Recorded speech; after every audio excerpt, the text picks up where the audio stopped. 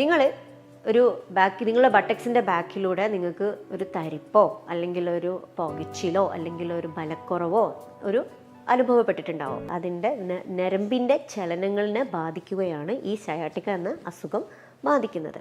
ചിലപ്പോൾ ഒന്നും ഉണ്ടാവില്ല, ചിലപ്പം നല്ല രീതിയിൽ തന്നെ ആയിരിക്കും, ചിലപ്പോൾ സ്റ്റെപ്പ് കയറുമ്പോഴായിരിക്കും, ചിലപ്പോൾ ഒരു യാത്ര പോകുമ്പോഴായിരിക്കും, ചിലപ്പോൾ ഒരുപാട് നേരം ഇരുന്നിട്ടായിരിക്കും വരുന്നത്.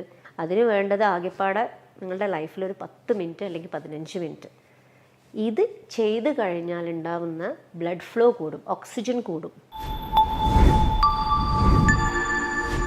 സയാട്ടിക്ക എന്നത് ഊരവേദനയായിട്ട് ഒരു ഡോക്ടറെ അടുത്ത് പോയി കഴിഞ്ഞാൽ നിങ്ങൾ കേട്ടിട്ടുള്ള ഒരു വാക്കായിരിക്കും.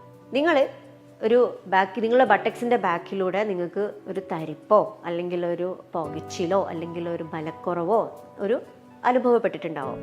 ഇതിന് ഡിസ്ക് ബൾജ് കാരണമാണ് ഇത് വരുന്നത്.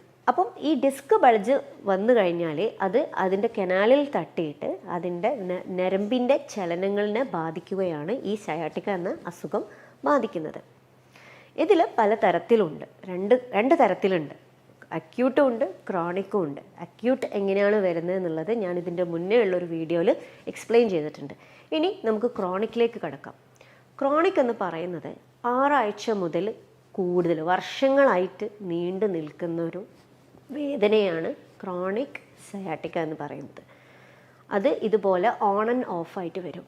ചിലപ്പോൾ ഒന്നും ഉണ്ടാവില്ല, ചിലപ്പം നല്ല രീതിയിൽ തന്നെ ആയിരിക്കും, ചിലപ്പോൾ സ്റ്റെപ്പ് കയറുമ്പോഴായിരിക്കും, ചിലപ്പോൾ ഒരു യാത്ര പോകുമ്പോഴായിരിക്കും, ചിലപ്പോൾ ഒരുപാട് നേരം ഇരുന്നിട്ടായിരിക്കും വരുന്നത്. അങ്ങനെ ഇതുപോലെ ഓൺ ആൻഡ് ഓഫായിട്ട്, അല്ലെങ്കിൽ അത് കിടന്നു കഴിഞ്ഞാൽ ചിലപ്പം മാറും. അങ്ങനെ ഒരു ഓൺ ആൻഡ് ഓഫായിട്ട് വരുന്ന ഒരു രീതിയാണ് ഈ സയാട്ടിക്കിൻ്റെത്. ഈ ക്രോണിക് സയാട്ടിക്കുള്ള ആൾക്കാർ പലതരത്തിലുള്ള സമ്മർദ്ദത്തിലായിരിക്കും. ചിലപ്പോൾ സർജറി ആയിരിക്കും നിങ്ങൾക്ക് ഡോക്ടർമാർ പറഞ്ഞിട്ടുണ്ടാവുക. എന്ത് തരം മെഡിസിൻ കഴിച്ചിട്ടും അന്നേരം കുറച്ച് സമാധാനം ഉണ്ടാവും, പക്ഷെ പിന്നെ വീണ്ടും അത് വരുന്നു. അതാണ് ഞാൻ ഈ ഓൺ ആൻഡ് ഓഫ് എന്ന് പറയുന്നത്. അപ്പം ഏത് തരം ചികിത്സ തേടണം, എവിടെ പോകണം, സർജറി വേണോ എന്നുള്ളൊരു തരം മാനസിക സമ്മർദ്ദത്തിലായിരിക്കും. ഈ ക്രോണിക്കായിട്ട് സയാട്ടിക്കുള്ള ആൾക്കാർ ശ്രദ്ധിക്കേണ്ടതെന്ന് വെച്ചാൽ, നിങ്ങളുടെ ഡിസ്കിനെ കുറിച്ച് നിങ്ങൾ ആലോചിക്കേണ്ട. ഡിസ്ക് തള്ളിയല്ലോ എന്നുള്ളത്. ഡിസ്ക് തള്ളിയത് നമുക്ക് ഉള്ളിലേക്ക് ആക്കാൻ പറ്റില്ല. പക്ഷേ ആ ഞരമ്പിന്, ആ തട്ടി നിൽക്കുന്ന ഞരമ്പിന് ഇടയിൽ ഒരു സ്പേസ് ഉണ്ട്. ആ സ്പേസ് നമ്മൾ മെയിൻറ്റെയിൻ ചെയ്യുക എന്നുള്ളതാണ് നമ്മളൊരു ട്രീറ്റ്മെൻറ്റ് പ്രോട്ടോക്കോൾ. ഈ സയാട്ടിക്ക വരാൻ ഒരുപാട് കാരണങ്ങളുണ്ട്. അമിതമായിട്ട് എന്ത് ചെയ്താലും ഒരുപാട് നേരം നിൽക്കുക, ഒരുപാട് നേരം ഇരിക്കുക, ഒരുപാട് നേരം കുനിഞ്ഞ് ജോലി ചെയ്യുക, അല്ലെങ്കിൽ ഒരുപാട് നേരം എന്താ പറയുക, പ്രഷർ, ബാക്കിന് ഒരുപാട് നേരം പ്രഷറുള്ള, സ്പൈനിന് ഒരുപാട് നേരം പ്രഷർ വരുന്ന ജോലികൾ ചെയ്താൽ ഈ ഡിസ്ക് തള്ളാൻ തുടങ്ങും. അതിൻ്റെ ഒരു കാരണം എന്ന് വെച്ചാൽ, ഡിസ്കിനെ ഹോൾഡ് ചെയ്യുന്ന പേശികളുണ്ട്. ആ പേശികൾ സ്ട്രോങ് അല്ല എന്നുള്ളതാണ്. അതിന് വ്യായാമം മസ്റ്റാണ്. ഇപ്പം ഒരു 20 വയസ്സ് കഴിഞ്ഞാൽ വരെ ഈ പേശിവേദന, ഈ ഡിസ്കിൻ്റെ ഇഷ്യൂസ് വരുന്നുണ്ട്. അത് കാരണം ഈ പേശിയുടെ വലയം കടന്നിട്ടാണ് സ്പൈനുള്ളത്. അപ്പോൾ പേശിക്ക് സ്ട്രെങ്ത് ഉണ്ടെന്നുണ്ടെങ്കിൽ അത് സ്പൈനിലേക്ക് എത്തൂല. പക്ഷെ പേശിക്ക് സ്ട്രെങ്ത് കുറഞ്ഞ കാരണമാണ് അത് ഡിസ്ക് ബൾജിലേക്ക് എത്തുന്നത്. ഈ പേശി സ്ട്രോങ് ആവാൻ എന്താ? വ്യായാമം. അതിലുപരി ഒരു ഒറ്റമൂലി ഇല്ല. അത് കൃത്യമായിട്ട് ഓടാനോ ചാടാനോ ജിമ്മിൽ പോകാനോ ഒന്നുമല്ല.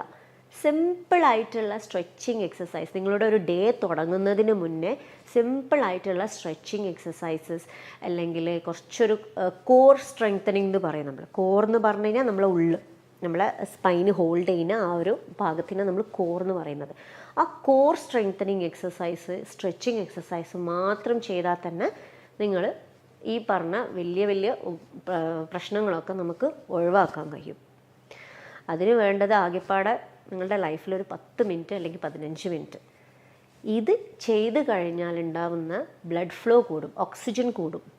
നമ്മളുടെ പേശികളിലേക്ക് ഓക്സിജനും രക്തോട്ടവും കൂടി നീർ കെട്ടാനുള്ള, ഇപ്പോൾ ഈ ഒരുപാട് ജോലി ചെയ്യുന്ന സമയത്ത് നീർക്കെട്ടാണല്ലോ വരുന്നത്.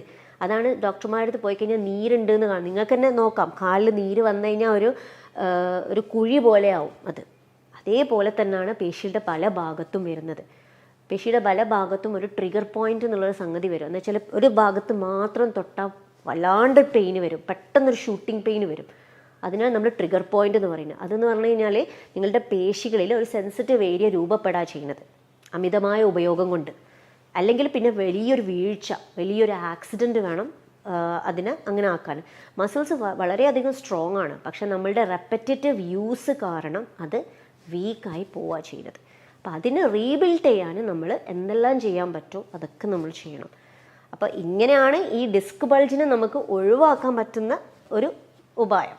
അപ്പോൾ ഞാൻ നിങ്ങൾക്കൊരു ബേസിക് ആയിട്ടുള്ള ഒരു 3-4 എക്സസൈസ് ഞാൻ നിങ്ങൾക്ക് കാണിച്ചു തരാം. അപ്പം ക്രോണിക് ആയിട്ട് എന്നുവെച്ചാൽ വർഷങ്ങളായിട്ട് വരുന്ന ഈ സയാറ്റിക് പെയിനിന് എക്സസൈസ് പറഞ്ഞുതരാം. ആദ്യം ഇതുപോലെ നിവർന്ന് കിടക്കുക, എന്നിട്ട് ഒരു കാല് മുട്ട് മടക്കിയിട്ട് നെഞ്ചത്തേക്ക് കൊണ്ടുവരാം. അമർത്താം, നെഞ്ചത്തേക്ക് അമർത്താം. കാലും ചെസ്റ്റും അവിടെ റെസ്റ്റിങ്, ഇവിടെ മാത്രമേ വർക്കിംഗ് ഉള്ളൂ. അപ്പം നിങ്ങൾക്ക് അടിയിൽ നിന്നൊരു വലിച്ചിൽ കിട്ടും. ഇത് 5 സെക്കൻഡ് ഹോൾഡ് ചെയ്യാം. 1 മുതൽ 5 വരെ എണ്ണ, റിലാക്സ് ചെയ്യാം. ഇപ്പം നിങ്ങൾക്ക് വലത്തെ കാലിനാണ് വേദന എന്നുണ്ടെങ്കിൽ ഇടത്തെ കാലും ചെയ്യുക. 2 കാലും മാറി മാറി ചെയ്യാം. കാരണം എന്തായാലും ഡിസ്ക് ബൾജ് ചെയ്ത് കനാലിലേക്കാണ് തട്ടി നിൽക്കുന്നത്. അപ്പം ഇടത്തെ കാലിലും ചെയ്യാം, വലത്തെ കാലിലും ചെയ്യാം. ഈ ഇടത്തെ കാല് മുട്ട് മടക്കിയിട്ട് നെഞ്ചത്തേക്ക് കൊണ്ടുവരാം. ഈ കാല് നിവർന്ന് തന്നെ ഇരിക്കണം. അമർത്തി കൊടുക്കുക. 1 മുതൽ 20 വരെ 1 മുതൽ 5 വരെ എണ്ണ, റിലാക്സ് ചെയ്യാം. ഇതാണ് ഒന്നാമത്തെ എക്സസൈസ്. രണ്ടാമത്തെ എക്സസൈസ്, മുട്ട് രണ്ടും മടക്കുക. എന്നിട്ട് ഒരു മുട്ടിൻ്റെ കാല് മറ്റേ മുട്ടിൻ്റെ മേലെ കയറ്റി വയ്ക്കാം.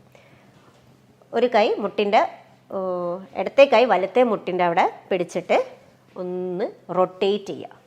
ജസ്റ്റ് റൊട്ടേറ്റ് ചെയ്യുക. നിങ്ങളുടെ അപ്പർ ബോഡി അവിടെ തന്നെ ഉണ്ടാവും, കഴുത്ത് അവിടെ തന്നെ ഉണ്ടാവും. ഈ ഭാഗം മാത്രം ചെരിയുള്ളൂ. 5 സെക്കൻഡ് പിടിക്കാം, റിലാക്സ് ചെയ്യാം. അത് തന്നെ ഓപ്പോസിറ്റും ചെയ്യാം. മറ്റേ കൈ കൊണ്ട് പിടിച്ചിട്ട് ഒന്ന് മടക്കി കൊടുക്കുക. 5 സെക്കൻഡ് നേരം പിടിക്കാം, റിലാക്സ് ചെയ്യാം.